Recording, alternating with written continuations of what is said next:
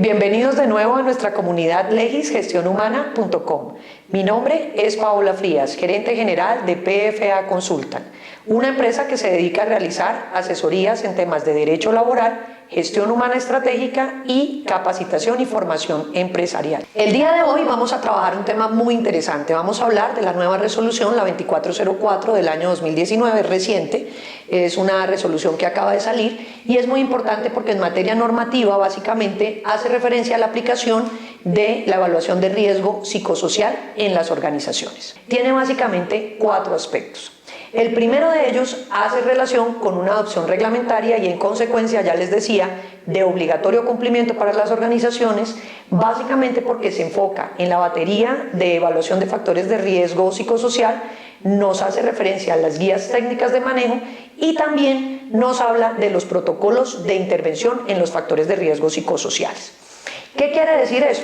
Fíjense que sobre eso, además de que nos habla de esos 3 puntos que son claves, también nos habla de una implementación de un software que hoy, que estamos desarrollando este tema, si bien es cierto, dice que el Ministerio del Trabajo va a desarrollar este software, aún pues no está listo. Esperamos que pronto podamos todos hacer uso de ese software o de ese aplicativo que nos permita aplicar esta batería y que nos permita aplicar también estos instrumentos de evaluación para que los podamos hacer de manera virtual.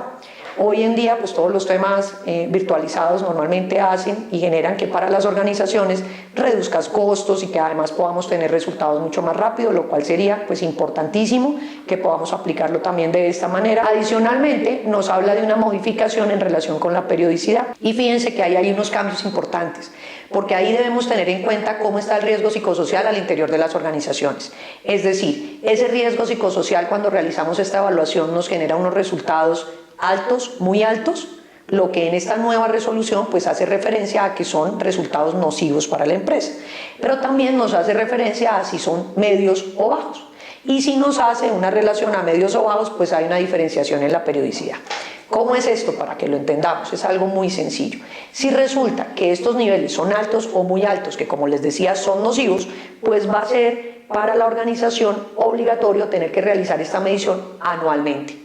Pero si al hacer esta evaluación de riesgo psicosocial resulta que nuestros resultados son bajos o medios, pues ya no vamos a tener la obligación de hacerlo cada año, sino cada 2 años. ¿Qué pasa? Digamos que no es que tenga que ser obligatoriamente cada 2 años. Yo creo que eso va a depender también de cada una de las compañías, porque si en últimas la empresa lo que quiere es mantener un clima sano o ve que, por ejemplo, está en riesgo medio, pero que puede pasar a riesgo alto, en nuestro criterio y como asesores diríamos es preferible hacer la medición anual para poder controlar ese factor y no esperar a que pasen de pronto 2 años y que en la siguiente medición ya estemos en una evaluación con un riesgo alto, muy alto, que resultaría nocivo. Fíjense que más allá del cumplimiento de lo que puede llegar a ser la norma o lo que nos diga a nosotros el decreto, que de por sí es muy importante, o la reglamentación, lo importante es que realmente pensemos en la salud mental de nuestros trabajadores. Entonces, si bien es cierto, cuando tenemos niveles nocivos, estos niveles nocivos van a estar regulados o revisados más bien a nivel organizacional anualmente, y si son medios son cada 2 años, les reitero que no es una camisa de fuerza. Si la organización considera que quiere hacerlo anualmente dentro de sus planes y sus políticas para mantener en las mejores condiciones a sus trabajadores, pues es perfectamente válido. La última de las novedades que en mi criterio pues es importante hacer referencia a la custodia de la información. Y fíjense que no es que tampoco pues nos tenga esta nueva resolución una serie de obligaciones en este sentido. Estas obligaciones, como les decía, ya existían en la resolución anterior. Sin embargo, ¿qué es lo que nos dice a nosotros la 2404 y que pues anteriormente en la 2646 también hacía referencia? Hay 3 temas que hay que tener en cuenta y decía, mire, lo primero es, si esta evaluación es realizada por un psicólogo de una IPS, por ejemplo, que fue contratada por el empleador, ¿para qué? Pues para que pudiera desarrollar la evaluación. En este sentido, esa custodia está a cargo del prestador. ¿Quién es el prestador? Pues en este caso sería la IPS. ¿Y qué debe hacer? Integrarla a la historia clínica ocupacional del trabajador. Eso sería. Entonces, contrata una IPS, esa IPS tiene un psicólogo, el psicólogo practica la evaluación. ¿Quién tiene la custodia en relación con la información y esa historia clínica ocupacional? Pues la va a tener el prestador, que sería la EPS. Podría llegar a presentarse una segunda opción y es contraté un psicólogo especializado y resulta que ese psicólogo especializado hace parte de los servicios médicos del empleador. Puede ser que yo al interior de mi compañía tenga unos psicólogos que están generando directamente la medición.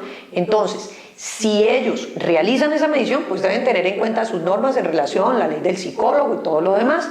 ¿Y quiénes deben tener en custodia, digamos, custodia y guarda de la información?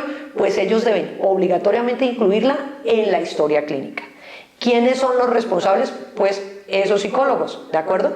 Los psicólogos que están trabajando al interior de la organización y que yo contraté para que desarrolle esta información. Si resulta que lo que tengo es un servicio externo, contraté un psicólogo externo en la compañía y resulta que yo digo, yo realmente quiero que se encargue un tercero de hacerlo, pues ese psicólogo externo es el que debe tener en custodia la información. ¿Qué custodia? Pues ya les conté las evaluaciones que con base en las normas de la profesión de psicología y la ley del psicólogo, pues ellos deben tener todas las previsiones para que esa información, de hecho esa información no debe llegar a manos de la organización, y eso es una tranquilidad que deben tener los trabajadores, porque en el momento en que se realizan este tipo de evaluaciones muchas personas sienten miedo, dicen me siento evaluadas, ahora qué va a pasar con esta información, la va a conocer la organización, ¿no? Una de las garantías que existe realmente frente a la custodia de la información, ya les conté, pues es la IPS, la custodia de la IPS, si es el psicólogo de la organización, pues la custodia del psicólogo de la organización, y si es el psicólogo externo que lo realiza, pues es él quien debe tener la custodia. Esa resolución prohíbe, y eso es clave tenerlo en cuenta, prohíbe a empleadores y prohíbe a los contratantes, bien sea porque yo tenga el psicólogo dentro de la empresa o porque yo lo haya contratado, tener copia o conservar anexos de esos instrumentos.